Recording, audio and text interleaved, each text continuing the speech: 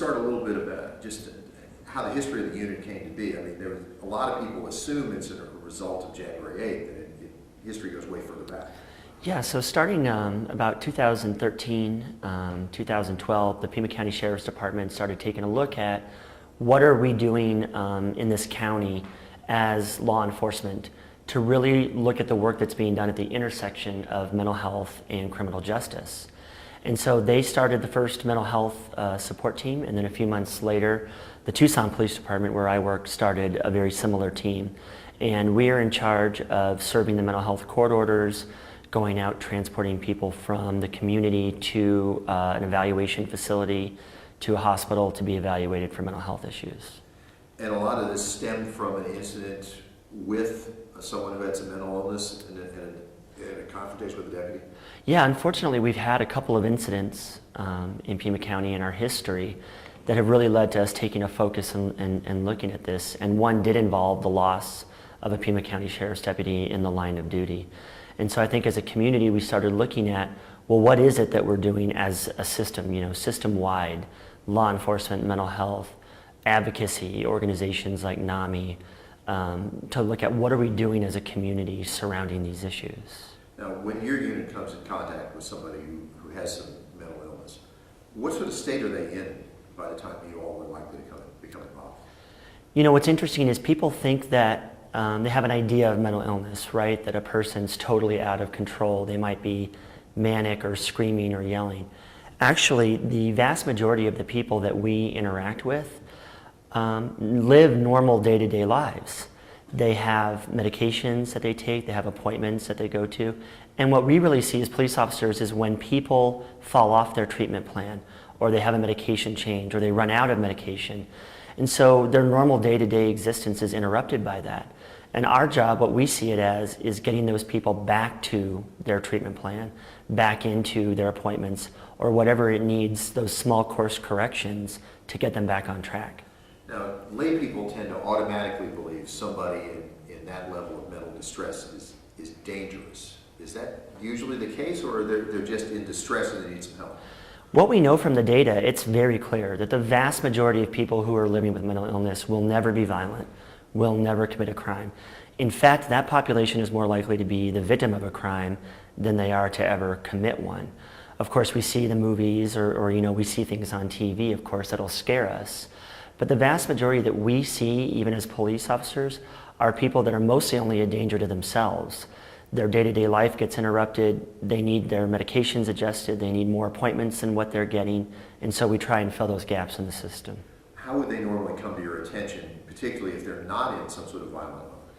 So a lot of our case referrals that we get on the mental health support team come from neighbors, family members, religious groups. And these are people who have known this individual in some cases for years, and they've never had a problem. And then all of a sudden they don't see this person coming outside anymore, the apartment complex or their home, or they start missing them at a religious service. And they go and they try and check on them at their house and there's no answer, or the person answers and is really disorganized or in some kind of crisis. And so they can call us directly and we'll come out and check that person's welfare. Now, what sort of training do officers get to do this particular type of call? One of the things that I think we're the proudest of, both as the Pima County Sheriff's Department and the Tucson Police Department, is our collaborative training. We put our officers and deputies through some of the most rigorous mental health training that you can find anywhere in the country for law enforcement. It started years and years ago with our crisis intervention training, which is a full 40-hour class.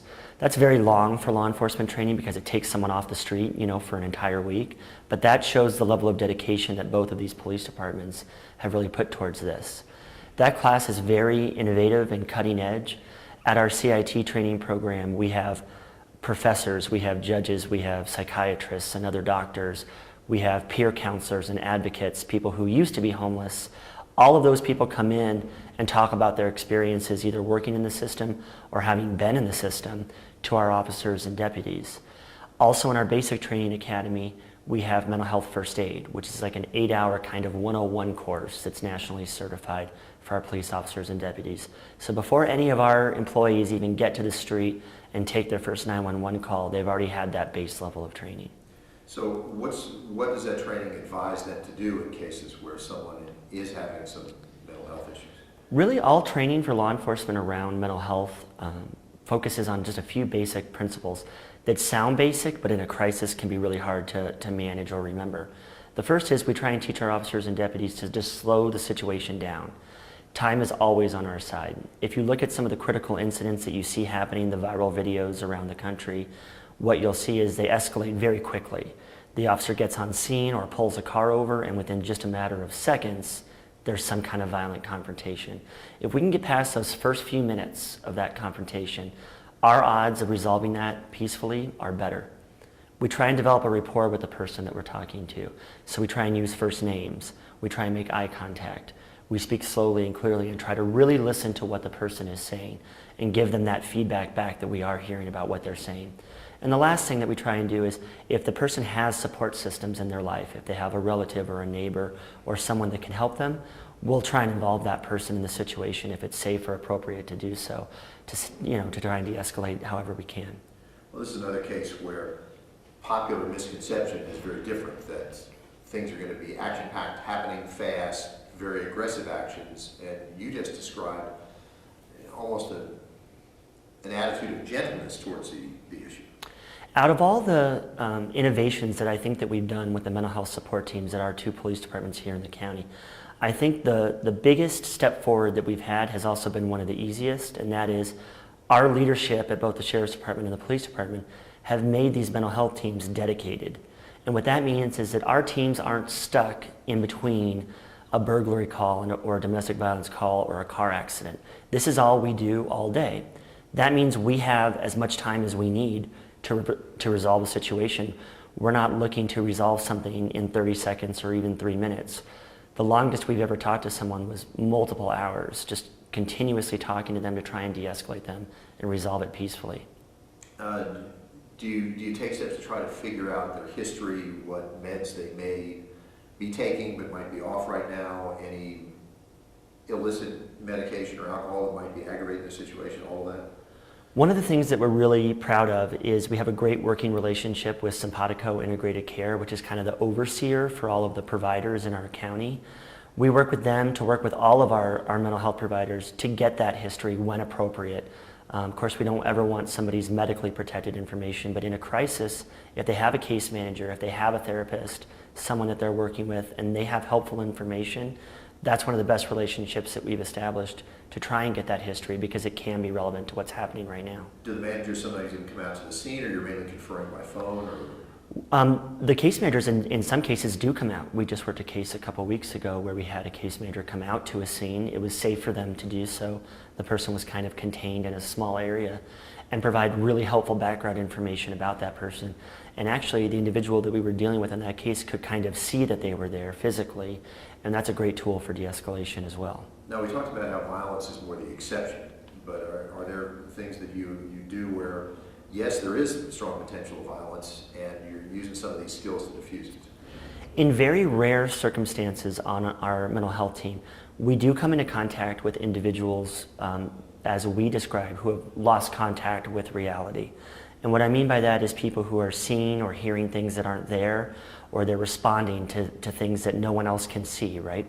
And that's a very difficult situation for us on multiple levels. One is we know that can be an indicator for someone that might act out aggressively or even violently. But the second thing that makes that situation so difficult is it's really difficult to negotiate or somewhat reason with somebody who has essentially lost contact with reality. And that can be due to a mental illness or even a substance use disorder or a combination of both of those things. So what do you do in those cases? So in those cases when we are interacting with someone who you think has lost contact with reality, what we teach our police officers and deputies to do is to try and ground the person. So today is Tuesday, it's September. I'm Sergeant Winsky from the mental health team. You can point to your badge or your insignia or your uniform to try and ground the person back to reality. And really it just takes time.